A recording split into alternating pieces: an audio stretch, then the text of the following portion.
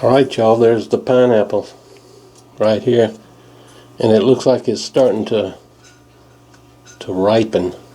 Now it's still attached, it's laying on its side because this plant that came up out of there, it's got a name, you know, it's a slip or it's some other name with an R. It forced it over on its side. It's indoors under visqueen, but it won't be long. I think it'll be ready to pick. And there's another plant down here coming up that I should pick and get out of there. And there's two plants on either side that I have taken off. Total, I've taken, well, I gave one to my brother, so it's 1, 2, 3, 4, 5 off of one plant. And I mean, these things are like rabbits. And they say that this one, I didn't know whether to pull it off. Some people pull them off, some people don't. I didn't know whether to pull it off or leave it on, so I just left it on. They say that this one will make a pineapple, and it'll make it quicker and it'll be bigger because it doesn't have to put the plant on. But when it comes time to pick it, y'all see it. Get to see me eat it.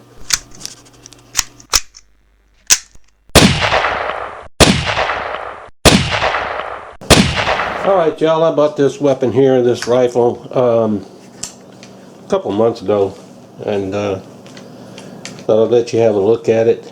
I've looked at M1As forever at the gun shows, and every time I picked one up, I've always wanted one. I call them M14s.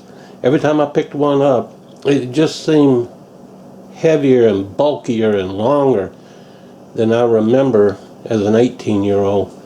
I used to could turn one every way but loose, but those days are gone. And then I came across this SOCOM 16, which I finally broke down and had to have it. Just a great gun.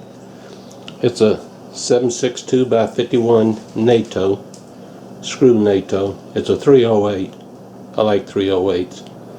It's parkerized. It's 37¼ inches long. I've put the Mini 14 out here just to give you a size comparison. They're almost the same length.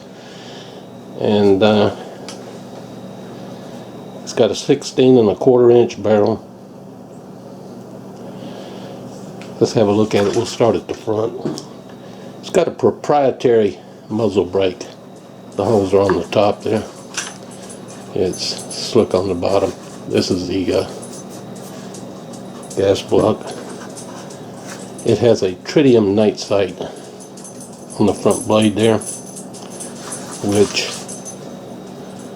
I don't really understand how it would be that good, because it's got a it's an enlarged aperture, but an aperture nevertheless on the rear sight. And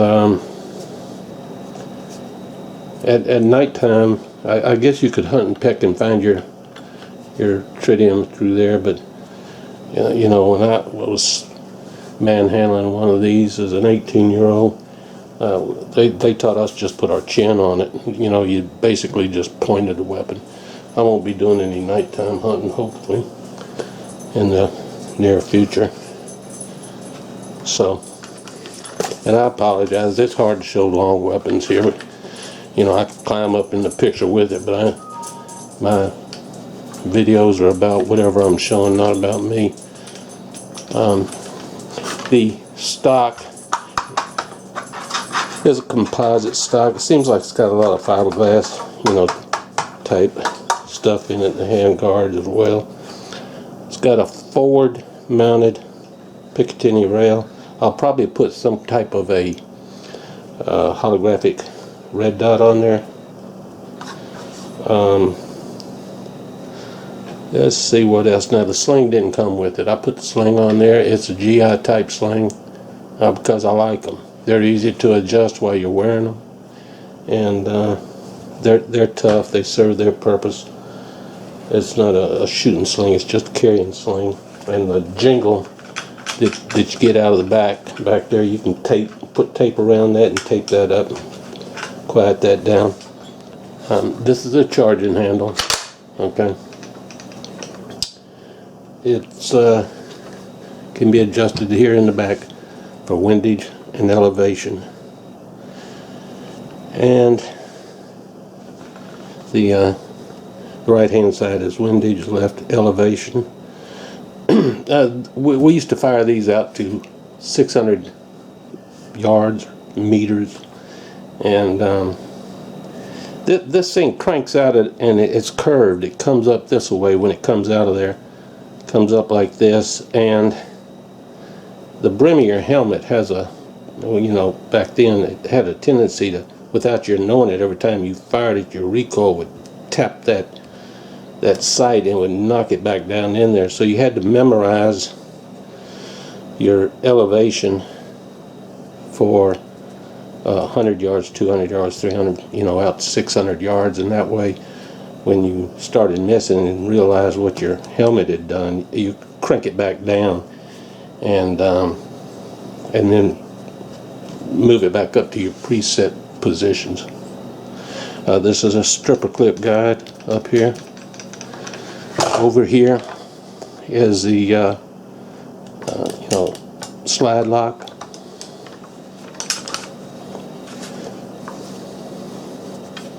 Just a simple little lever.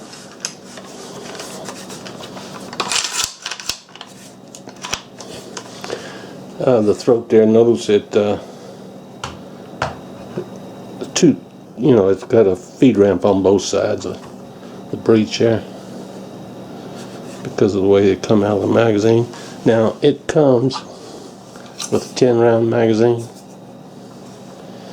and also comes with a cell paper, and I was able to buy 2 20 round magazines. There's a look at your tritium night sight up there. It's your gas block. It's just a great weapon, and I'll use it hopefully just for hunting, because I like the 308 round. Works well for the game we have here, which would be primarily deer and hogs. What else can I tell you about it? I'll be shooting it in the backyard. Now, they say that this muzzle brake is, I've read about it, they say it's quite loud, and you know, I'm not into loud guns, so I may, if it's as loud as they say it is, I'll be taking this off and putting just a regular squirrel cage type muzzle suppressor up there. But they say that's loud as hell. But basically that's it. You'll see me shoot it for the very first time there in the backyard. Now in the back here, it does not have a bayonet lug on it, and you know, I mean, who wants to be that close to somebody with a carbine? But it does have a butt plate. If you ever fired one of these, or a M14 on automatic, you know, they have a tendency to want to, if you're not expecting it, they'll get away from you. And that is a formidable weapon in itself. I saw a guy get a vertical butt stroke. I was standing 10 feet away, and I never seen the nose lay on a man's face like that. Unbelievable. I didn't know a nose could do that, and tons of blood. But anyway, it's got a trap door here. It's stiff. Show you how that works. You just push this in. Oh yeah, sure. I'm on camera.